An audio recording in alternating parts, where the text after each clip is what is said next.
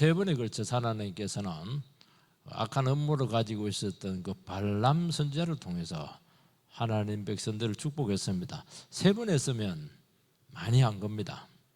근데 아직 하나님은 좀 더 해야 된다는 거예요. 마지막 클라이막스가 남아있다는 겁니다.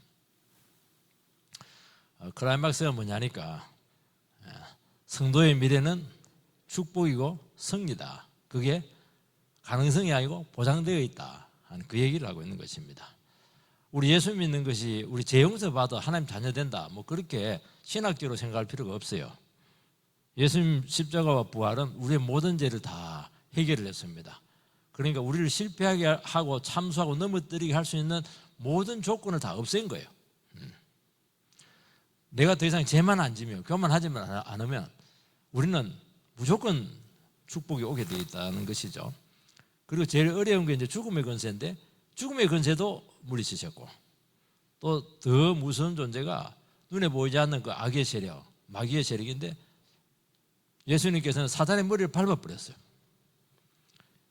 그리고 하나님께서는 우리 육신이 약하다는 것을 알고 성령을 우리에게 내주시키셔서 세상 끝날까지 너희들과 함께 하겠다, 그렇게 약속을 했죠. 그러니까 안팎으로 모든 축복과 승리가 보장이 되어 있는 거예요. 우리 상태와 상관없이. 이게 뭐냐니까 성도의 그 정체성의 모습이라는 것인데, 구약은 그 정도까지는 아닙니다. 성령이 내주가 되지 않고 특별한 사명을 감당할 때 성령이 임합니다. 임해요. 내주가 아닌 거 임하는 겁니다. 그리고 또 떠나요. 다윗은 성신을 거두지 마옵소서, 이 말이 뭐냐니까 왔다가 가니까 그 차이가 너무 큰 거예요, 이게. 근데 우리는 성령이 내주하시니까 언제라도 성령 충만 받을 수가 있어요. 그러니까 우리가 겁만 먹지 않고 주눅들지 않고 죄짓지 않고 믿음으로 나가면은 100% 축복이고 승리다, 그 얘기를 좀 해주고 싶은 건데, 지금은 그게 완성이 안 되는데 그 발람 선지자를 통해서 자기도 무슨 말 하는지도 모르고 예언한 거예요. 그러면서 그 시대가 오게 될 텐데, 예수를 통해서 오게 될 텐데, 그때까지 축복을 해야 딱 끝나는 것입니다. 그리고 그 주님께서는 지금도 살아계셔서 하늘 보좌 위에서 우리를 승리를 보장해주고 계신다는 것이 아니겠어요? 바로 이 말씀이죠. 발람 선지자를 통해서 이스라엘 백성들의 미래의 승리를 막 축복합니다. 그게 핵심이 누구냐? 한 왕이에요. 한 왕. 이 왕이 이제 다윗이 될 수가 있고, 다윗은 예수님을 예표하니까 예수님이죠. 모든 주위 나라들을 정복합니다. 눈에 보이는 나라를 정복했는데, 새로 오신 예수 그리스도는 눈에 보이지 않는 모든 세력을 다 정복을 했죠. 그런데 현실적으로 지금 이스라엘 백성들은 나라도 없고 왕도 없고 땅도 없고 아무것도 없어요. 정말 유랑민들입니다. 그리고 주위에 있는 나라들은 막강합니다. 여기 보면 모압, 에돔, 아말렉, 또 누가 나옵니까? 겐 사람도 나오는 것 같고요. 겐 족속도 나오네요. 그러니까 아수르도 나오고 막 너무 강력한 이웃 나라들을 갖고 있습니다. 그러니까 얼마나 이스라엘 백성들이 두렵겠습니까? 그런데 이 예언을 모세가 해주지 않아요. 이스라엘을 제일 저주하려고 했던 그 발락 왕과 사주를 받은 발람을 통해서 예언을 해주는 거니까 얼마나 이스라엘 백성들에게는 위로가 되겠습니까? 어떤 사람들은 그래요. 저 예수 믿는 저 사람 저거 완전히 원수인데, 소리를 딱 들었는데 우리가 있는 줄 모르고 막 이야기를 하는데, 야, 예수 믿는 사람 잘못 건드리면 우리 안 돼, 끝장난다, 이런 말을 듣게 하실 때가 있거든요. 이게 또 그런 케이스예요. 그리고 그 나라들은 이스라엘을 강하게 만든 후에 결국에는 망한다는 겁니다. 싹 망하는데 안 망하는 나라가 하나가 있어요. 그게 이스라엘이라는 거예요. 너희들은 안 망한다는 거예요. 그 얘기하고 있는 겁니다, 지금. 첫 번째는 악한 자의 시도는 실패한다는 겁니다. 반드시 실패한다는 거예요. 10절 11절 말씀을 같이 읽겠습니다. 시작. 발락이 발람에게 노하여 손뼉을 치며 말하되, 내가 그대를 부른 것은 내 원수를 저주하라는 그 시언을 그대가 이같이 3번 그대를 축복하였도다. 그러므로 그대는 이제 그대의 곳으로 달아나라. 내가 그대를 높여 심히 존귀하게 하기로 뜻하였더니 여호와께서 그대를 막아 존귀하지 못하게 하셨도다. 발락 왕이 모압 왕이 너무 화가 났어요. 그래서 손을 팍 칩니다. 그리고 너 집에 가 그렇게 합니다. 조롱하고 경멸한 것이죠. 왜냐하니까 원수를 저주하라고 그 거금을 바쳐서 뇌물을 바쳐서 왔는데 아니 3번이나 축복을 하는 겁니다. 그리고 갈수록 더 진심으로 축복을 하는 겁니다. 아니 삼시세판이라고 세판 중에 한 번이라도 저주를 해야 되지 않겠어요? 하나님께서는 첫 번째부터 한 말이 뭐냐니까 이스라엘은 이미 복받은 자다. 복받은 자를 저주할 수 없다. 그거는 언약으로 약속이 되어 있다. 아브라함 때부터 이미 너는 복의 근원으로 되기 때문에 절대로 저주할 수 없다. 그러면 알아들어야 되거든요. 근데 아랑곳하지 않고 수단과 방법을 가르치지 않고 했다가 실패를 하니까 좌절이 얼마나 크겠습니까? 하나님께서는 악한 자의 그 악을 상대를 하십니다. 그리고 어떻게 상대를 하느냐? 그 악을 통해서 하나님의 뜻을 이루는 데 쓰십니다. 더 축복을 해요. 하나님의 뜻이 빨리 이루어집니다. 그래서 우리는 악이 행행할 때 기도 많이 해야 돼요. 아, 하나님께서 뭐가 지금 하나님의 시계추를 빨리 돌리고 있구나. 정신 바짝 차리자. 악에 휘둘리지 말자.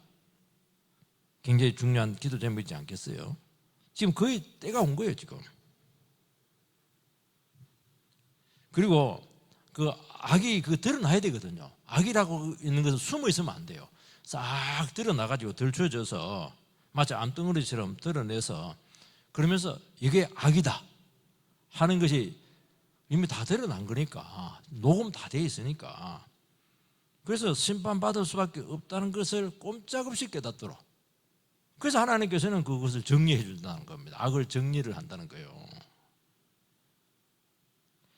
악한 자들이 모르는 게 뭐냐니까 악은 쓰면 쓸수록 미궁에 빠집니다. 그게 신기해요.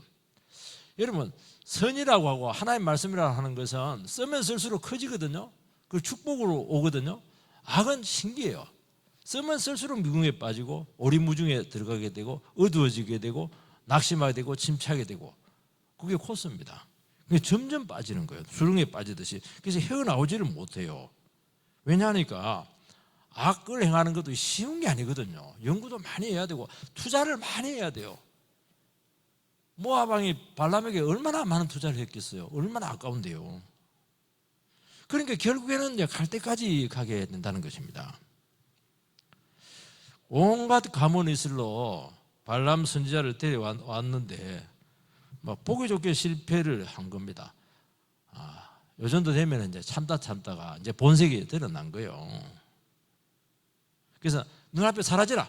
바수 팍 치면 땅을 팍 치면서 그냥 너는 꼴보기 싫다고 내 눈앞에서 사라지라는 겁니다. 그러면서 발람 선지자 너에게 주려고 했던 그 많은 뇌물들, 물질들, 지위들 그거 이제 없어졌다. 빈털터리로 막 쪽박 채워서 쫓아보냅니다. 그러니까 발람도 할 짓이 아니에요. 이거. 왜 이 짓을 하냐는 거죠. 이 발락왕 모압왕 발락은 무슨 말을 하냐니까 내가 너를 굉장히 존귀하게 높이려고 했는데 하나님께서 막는 바람에 네가 존귀하게 안 됐다는 그 얘기를 하는 겁니다. 마치 하나님을 인정하는 것처럼 들립니다. 이게 뭐냐니까 돈과 권력과 힘을 가진 자들의 착각이에요. 여러분 사람을 올렸다 낮췄다 죽였다 살렸다 할 수 있는 분은 주권자 하나님밖에 없어요. 그런데 이제 힘을 가진 사람들은 자기가 그걸 할 수 있다고 생각해요. 저 사람 높이면 높아진다고 생각하고 저 사람 죽여야 되겠다 생각하면 죽일 수 있다고 생각을 하는 것입니다. 엄청난 착각이죠.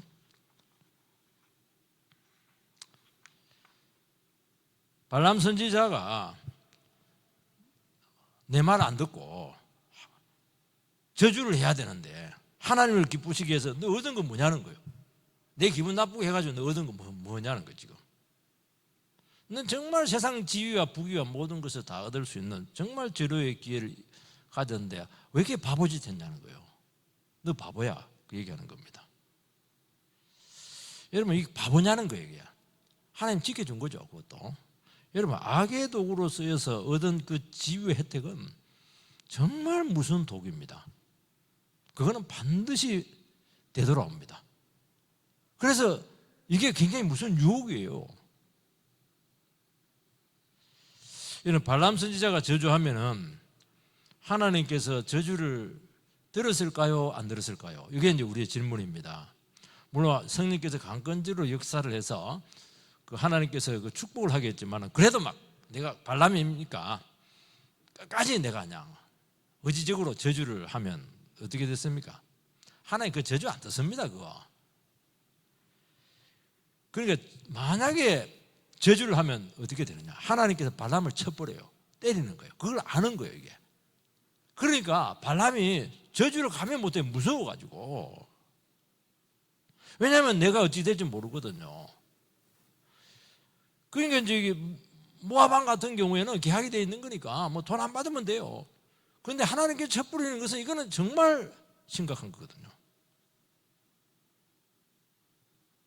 그래서 자꾸 뭔가를 본다고 그러잖아요, 영적으로. 여러분, 이스라엘은 유목민이고 나라도 없고 정말 힘도 없습니다. 이스라엘이 의지할 수 있는 것은 정말 하나님밖에 없어요. 하나님이 함께 하니까 그들에게 복이 있고 안전이 확보가 되었고 지켜주었고, 모압이라고 하는 강력한 나라가 아니 그 유목민들을 그냥 두려워하고 있는 거예요. 여러분, 오늘도 세상은 떵떵거리고 있습니다. 하나님의 자녀는 땅이 없을 수 있어요. 또 막 어려울 수도 있어요. 그럼 오늘 말씀에 보면은 차별하지 말라는 거예요. 그 얘기하고 있는 거예요, 지금.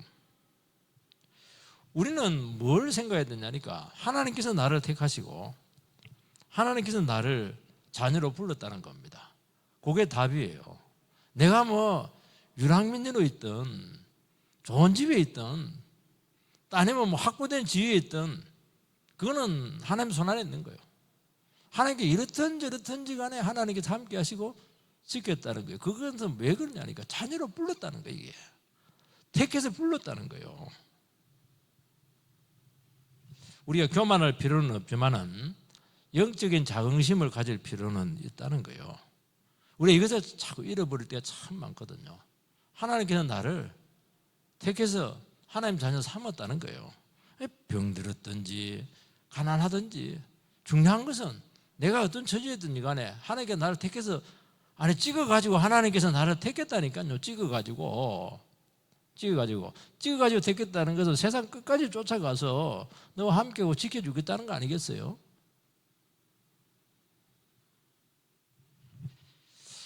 그래서 우리는 좌절할 필요가 없고요. 다른 사람하고 비교할 필요도 없어요.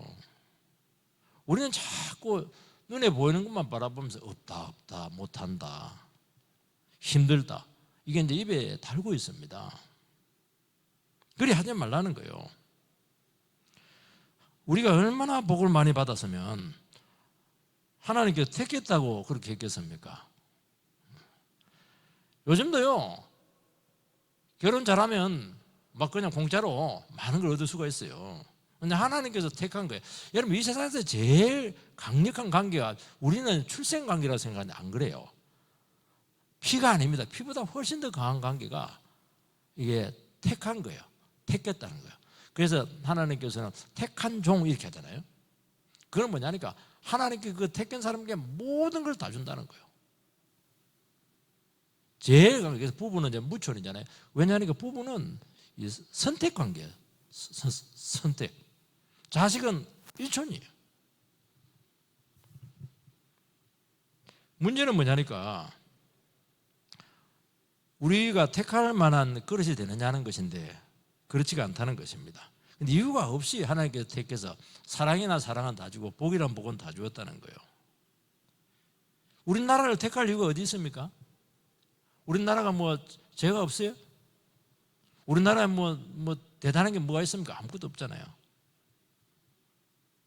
우리나라는 정말 구습과 무신에 빠져 있는 그런 민족이었고, 얼마나 나라가 망할 뻔한 고비들이 많았습니까?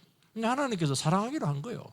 택해가지고 이 한반도 살려야 되겠다. 그렇게 해서 선교사들을 보냈는데, 그 당시에 그 당시는 조선이라고 하는 나라는 아무도 몰랐어요. 근데 하나님께 희한하게 그 중에서도 최고의 엘리트들을 그냥 하나님께서 스탠포드, 옥스포드, 미국 같은 경우 예일대 이런 데 있는 사람들을 막 깨우쳐가지고 막 언더우드 이런 사람 보내가지고 그냥 의사들 또 막 보내고 이렇게 해가지고 이 나라를 그냥 살렸습니다. 그리고요, 우리나라는 망할 뻔한 고비가 너무 많았잖아요. 놀라운 것은 고비 때마다 하나님께서 개입을 했습니다. 그게 너무 신기해요. 정말 우리나라 위기가 많았거든요. 이거는요, 70년대도 그렇고 80년대도 그랬어요. 2000년대도 그랬어요. 제 대학 다닐 때 근대 사태 나고 이랬는데 망한 줄 알았어요, 정말. 그런데 발전을 하더라고. 그걸 계기로 앞으로 나가더라니까요. 그 순간에 하나님께서 개입을 했다는 거예요. 그걸 너무 선명히 느꼈거든요. 지금 막 시끄럽고 그래요. 지금 얼마나 불안합니까? 지금 이 나라가 지금 정체성이 흔들리고 있는데 지금 제2의 건국을 해야 된다 이런 말까지 하고 있는데요. 저는 믿는 게 하나 있어요. 하나님 개입할 겁니다. 왜냐하니까 이 나라를 택했거든요. 우리를 택했거든요. 교회를 택했거든요. 여러분, 세계인이 연구 대상이 될 정도로 이 한반도에 복이란 복은 하나님께서 다 주었어요. 이쁜 게 뭐가 있습니까? 신기해요. 그 이유는 딱 하나입니다. 사랑해서 복음으로 자녀 삼으려는 것이죠. 그러면 답은 하나가 나오는 거예요. 이 순수한 복음으로 다시 돌아가면 돼요. 변질만 안 되면 돼요. 우리가 교만하지 않고 재지지 않고 변질되지 않고 우상 숭배하지 않으면 이 복을 놓치잖아요. 우리의 무력과 가난은 아무 문제가 되지 않다는 거예요. 두 번째는 포기하지 않는 악한 시도가 계속되고 있습니다. 12절 13절 같이 읽겠습니다. 시작. 발람이 발락에게 이르되 당신이 내게 보낸 사신들에게 내가 말하여 이르지 아니하였나이까. 가령 발락이 그 집에 가득한 은금을 내게 줄지라도 나는 여호와의 말씀을 어기고 선악간에 내 마음대로 행하지 못하고 여호와께서 말씀하신 대로 말하리라고 하지 아니하였나이까. 발람 선지자는 저주하지 못한 이 실패를 이제 변명을 합니다. 뭐라고 말하니까 하나님께서 말하고자 하는 것을 내가 말할 수밖에 없다는 것을 미리 말하지 않았는가. 그리고 하나님께서 발람 선지자를 이렇게 저주하러 보낼 때 하나님께서 하나 약속을 합니다. 네 보내긴 한데 왜냐니까 안 보내도 이 사람은 가요. 돈을 너무 좋아해가지고 결국 가요. 그걸 알고 보내긴 보내는데 너 내 말만 해야 된다. 그래서 그게 하나님하고 또 동의를 합니다. 왜? 그는 사실 따라가지 말아야 되는데 따라간 이유는 딱 하나입니다. 은금이 너무 좋았어요. 그걸 포기하지 못한 겁니다. 발람 선지자는 따라가더라도 기회를 봐서 적당히 저주하고 돈 챙길 생각을 한 거예요. 그런데 막상 해보니까 안 되는 겁니다. 이게 하나님 뜻을 거스릴 수가 없었어요. 그러면서 뭐라고 하냐니까 너 왜 저주 안 했냐 이러니까 나도 어쩔 수가 없었다고. 내가 당신 쏘인 건 없다고. 또 그 말이 맞아요. 쏘인 건 없다고. 발람 선지자도 자기가 세게 나가면 발락 왕도 발락하고 발람이 자꾸 헷갈리는데요. 모압 왕도 이렇게 하면 그냥 돈 가지고 구워 삶으면 될 것으로 생각을 했거든요. 근데 당신한테 얘기하지 않았냐는 거예요. 지금 왜 이런 일이 생기냐는 겁니다. 여러분, 신앙에 있어서는요, 애매하면은 항상 나중에 꼬여가지고 굉장히 비참한 곤란한 처지에 빠지는 겁니다. 얼마나 공색한 변명입니까 지금 이게. 여러분, 중요한 것은요 겉으로 한 말이 아닙니다. 그 동기고 마음속에 있는 속셈이에요. 하나님은 물론 아무리 악을 저지를지라도 그것을 선의 도구로 쓰지만은 속셈이 나쁘면은 쓰임 받고 나서 버림을 받는다고 말씀하고 있는 것입니다. 하나님이 드러내지 않아도요, 악한 사람들은 자기들끼리 드러냅니다. 들추어내요. 왜냐하니까 다 목적이 있거든요. 욕심이 있거든요. 자기 뜻대로 안 되면 막 딱 참다가 내 세 분까지는 참았다. 막 네가 축복할 때 네 분은 못 참았어요. 네 분은 생각도 안 했죠. 이게 막 딱 본색이 막 드러나게 된 것이에요. 이중성, 모호성 이런 것 때문에 조심은 했지만은 결정적인 순간에 다 드러납니다. 그래서 서로 발목을 잡힐 수밖에 없다는 것입니다. 이게 뭐냐니까 이게 제일 안 좋은 거라는 거예요. 여러분 어두운 구석에 있으면 안 되거든요. 투명해야 돼요. 이중 플레이하고 뭐 이 말했다 저 말했다 그러면 안 되고요. 애매하면 안 됩니다.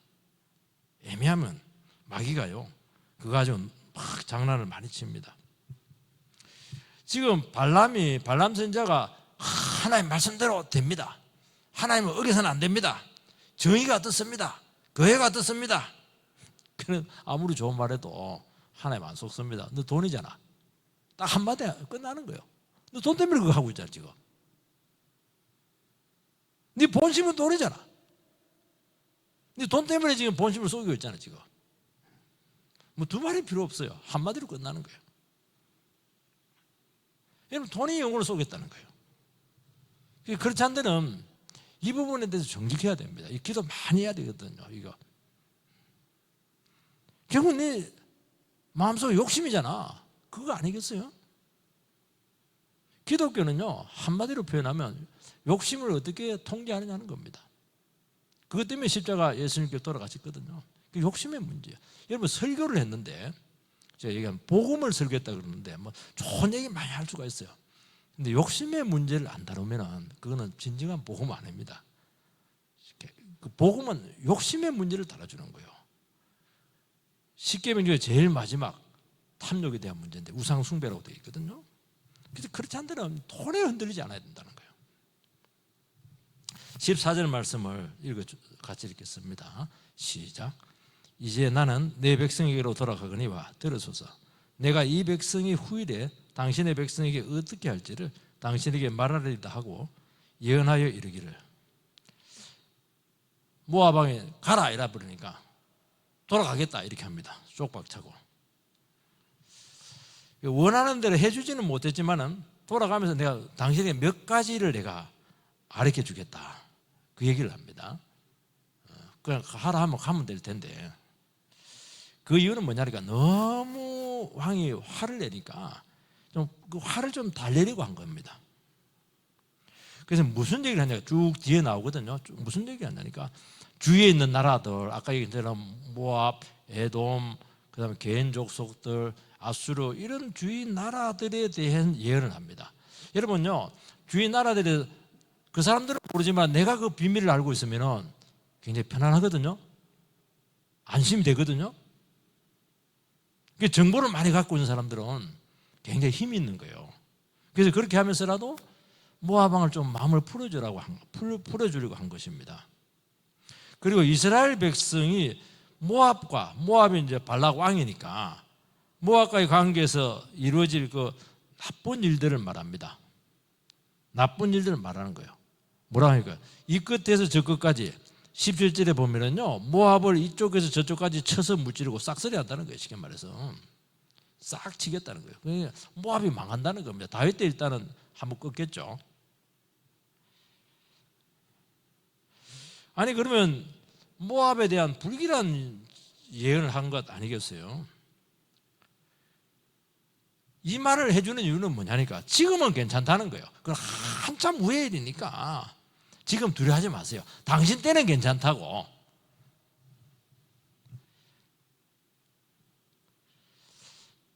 나중에 저주를 안 되니까 어떻게 하냐니까 여기 좀 중요한 말이 나와요. 14절에 보면은요 당신의 백성에게 어떻게 할지를 당신에게 말하리라. 그러니까 여기서 이제 미래 예언도 있지만은 여기 보면 이제 어떤 술수를 가르쳐준다 그런 뜻을 가지고 있어요. 이 속에. 무슨 술수입니까? 저주를 해도 안 되니까 아마 서로 이게 두 사람에서 술수를 한 그것에 대해서는 기록은 안 돼 있는데 바로 25장에 보면 바알보올 사건이 일어나요. 그게 뭡니까? 이 사람들은 저주해서는 안 되는구나. 그래서 음란과 우상 숭배로 유혹을 해서 넘어뜨립니다. 참 이거 보면요, 악의 세력이 굉장합니다. 중요한 것은 하나님께서 이미 3번을 축복을 했어요. 얼마나 많은 축복을 받았습니까? 하나님께서는 더 남았다는 거예요.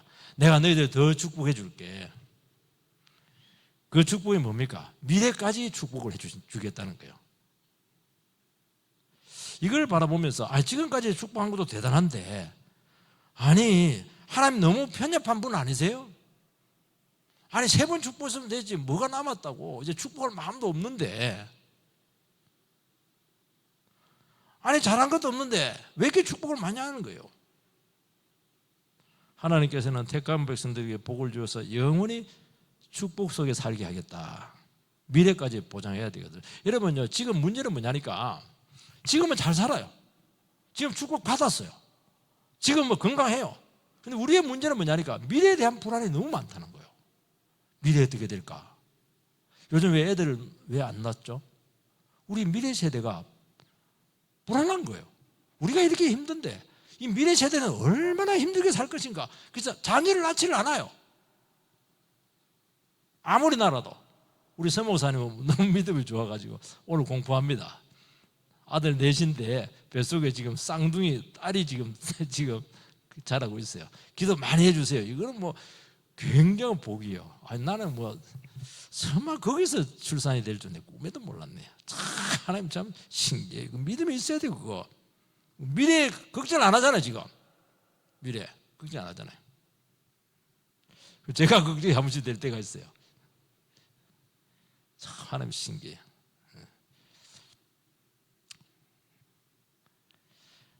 그 이유는 뭐냐? 네 잘 먹고 잘 살아라 그렇게 하는 것이 아니고요, 세상에 시기 나게 해서라도 세상으로 하여금 한번 이 축복이 뭔가, 축복이 얼마나 안전한가 하는 것을 한번 맛보라는 거예요. 그렇게 해서 돌아오라는 거예요. 고만 헤매고 고만 대적하고 고만 못되게 굴고 그리 하지 말고 이제 순순하게 하나님 복에 거는 대신 주께로 돌아오라는 거예요. 여러분, 하나님의 백성들은요 어떤 상황에서도 복을 받는다는 겁니다. 이게 너무 놀라운 거예요. 여러분들, 나는 이렇게 해야 복을 받는다. 아닙니다. 아무 상관없어요. 그냥 주시는 거예요. 은혜잖아요. 내가 뛰어나지도 않고 특별하지 않았는데 복이란 복은 다 받고 은혜란 은혜는 다 받습니다. 이게 하나님의 백성들의 정체성입니다. 근데 자기들은 보니까 에돔 굉장한 나라, 페트라 이거 성이 난공불락이에요. 이거 아수르, 바벨론 얼마나 강한 나라들이요. 전부 다 그냥 약해지고 초라해지고 다 그냥 죄를 맞아가 심판받습니다. 여러분, 세상은 병들고 실패하고 망하고 세상은 반드시 끝점까지 가게 돼 있어요. 그때 예수 믿는 사람들을 바라보면서 생각을 합니다. 여기에 복이 있구나, 여기에 미래가 있구나, 여기에 축복이 있구나. 그거 하라는 게 그거 시기심 나더라도 그렇게 해라는 거예요. 결국에는요, 세상이 어려우면요 예수 믿는 사람 찾아와서 기도해 달라고 그래요. 저를 제일 미워했던 둘째 형님 암 딱 걸리니까 저한테 딱 기도해 달라고 그러더라고요. 그 교회 나가잖아요. 지금 참 신기해요. 세 번째는 이스라엘은 영원히 승리한다는 것입니다. 17절을 같이 읽겠습니다. 시작. 내가 그를 보아도 이때의 일이 아니며 내가 그를 바라보아도 가까운 일이 아니로다. 한 별이 야곱에게서 나오며 한 큐가 이스라엘에게서 일어나서 모압을 이쪽에서 저쪽까지 쳐서 무찌르고 또 셋의 자녀들을 다 멸하리로다. 이 한 별이 나오고 한 큐가 나왔는데, 큐라고 하는 것은 홀입니다. 왕이 들고 있는 홀이니까 이 통치권을 얘기하는 것이죠. 이 별이라고 하는 것은 이게 왕이죠, 왕. 그 왕과 통치권이죠. 그러니까 이스라엘이 나라를 건설한다는 것입니다. 그리고 거기 있는 왕이 등장을 해서 주위에 있는 모든 나라들을 심판하고 정복한다는 것입니다. 그 대상이 1차가 다윗왕이고 결국 다윗왕으로 예표되는 예수 그리스도를 상징을 하는 것입니다. 다윗이 이제 모압을 정복을 하죠. 그리고 그 모압 자손이 이스라엘에 대해서 지은 죄가 다윗에 의해서 심판을 받습니다. 이게 뭐라고 되는지가 17절에 이때 일이 아니며 내가 그를 바라보아도 가까운 일이 아니로다. 좀 어려운 말인데요. 하나님께서 지금 당장 모압이 죄를 지었잖아요. 하나님 백성들을 저주하려고 했으니까. 그리고 역사적으로도 많은 죄를 지었어요. 그런데 지금 심판하지 않고 훗날에 심판을 하겠다는 것입니다. 하나님의 참으심이죠. 그러니까 악한 자라도 당장 심판하지 않아요. 충분히 아껴서 기회를 주신다는 것입니다. 왜냐하니까 하나님께서는 대안이 많거든요. 다윗도 있고 예수님도 있거든요. 이게 우리에게 굉장히 중요한 겁니다. 주위에 아무리 악한 자들이 있더라도요, 우리는 하나님께 기회를 줘야 돼요. 역사할 수 있는 기회를 줘야 돼요. 내가 심판하고 그렇게 하면 안 되는 거예요. 한 별은 나중에 태어날 예수님이잖아요. 이 발람의 그 예언에 의해서 동방박사들이 예수의 탄생을 보고 큰 별이 나타났을 때 이 근거가 어디냐니까 바로 이 말씀이었어요. 한 별, 17절, 민수기 24장 17절. 이 말씀을 연구하다가 동방박사들이 별을 따라서 아기 예수께 와서 경배를 합니다. 그것은 무엇을 이야기하냐면 예수 그리스도의 복음이라고 하는 것은 모든 이방인들에게 다 전거되어야 된다는 것을 이야기하는 것입니다. 지금도 이스라엘은 다윗의 별을 기다리고 있어요. 국기 자체가 다윗의 별이잖아요. 육각형이 되어 있더라고요. 그게 희한하게. 지금도 메시아가 오기를 기다리고 있습니다. 그런데 우리는 아니죠. 지금 의의 태양이 떠올랐잖아요. 의의 태양. 의의 태양이 떠올랐어요. 우리는 더 이상 별을 기다리잖아요.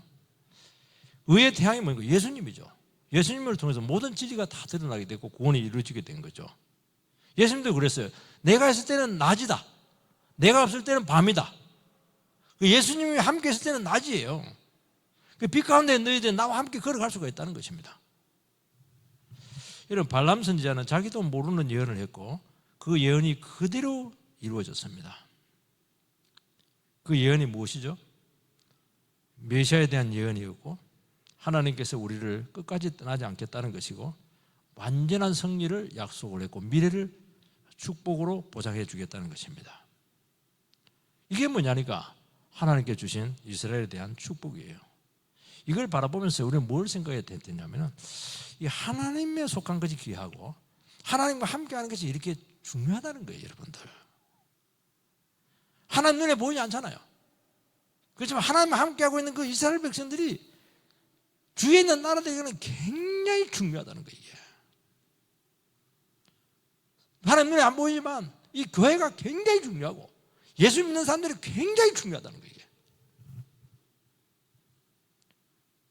모압, 에돔, 아말렉처럼 막 비방하고 괴롭히고 어떻게 하면 저 쓰러뜨릴까, 망하게 할까 연구하고 그렇게 해서 망하는 왜 그 길을 가느냐 그 얘기를 하고 있는 것입니다. 하나님의 함께 하심에 협조하고 또 함께하고 믿음의 공동체를 거스르지 말고 그렇게 해라는 거예요.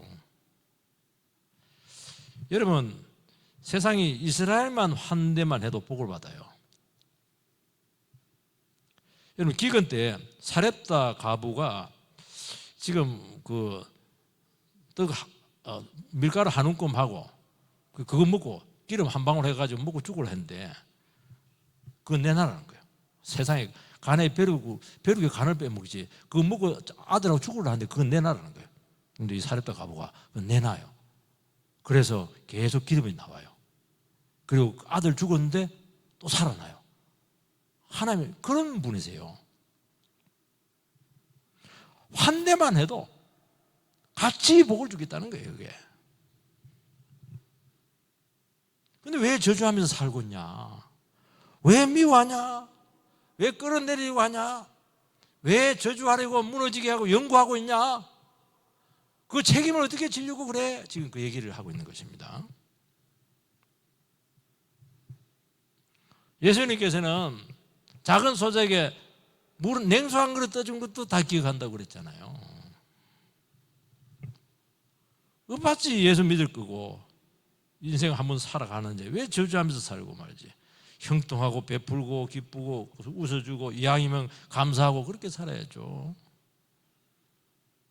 쩔쩔매고 미워하고 스스로 궁지에 몰리고 스스로 괴로워하고 그게 무슨 삶이냐는 게 그 지금. 왜 자꾸 꾸기만 하고 왜 베풀지 못하고 그렇게 해요?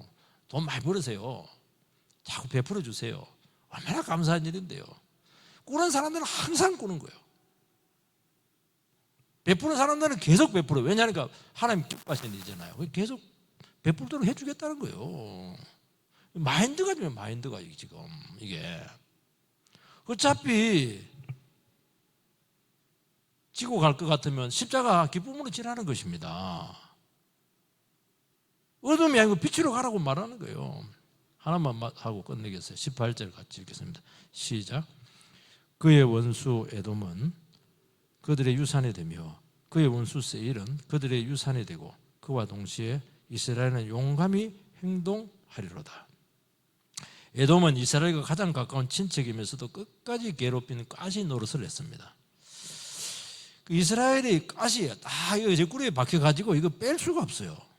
여러분 가시가 딱 박혀있으면 어떻게 해야 됩니까? 가시를 빼면 안 돼요. 그걸 이기는 방법은 가시를 사랑해야 돼요. 우리에게도 가시 같은 이웃이 있잖아요. 가시는 멀리 있으면 안 됩니다. 딱 붙어 있어야 돼요, 이거. 이 가시를 죽이면 어떻게 돼요? 우리도 죽어요. 가시를 인정하고 받아들여야 한다는 것입니다. 그래서 항상 같이 가도록, 공존하도록 그렇게 하라는 것입니다. 그래서 에돔을 끝까지 같이 가요.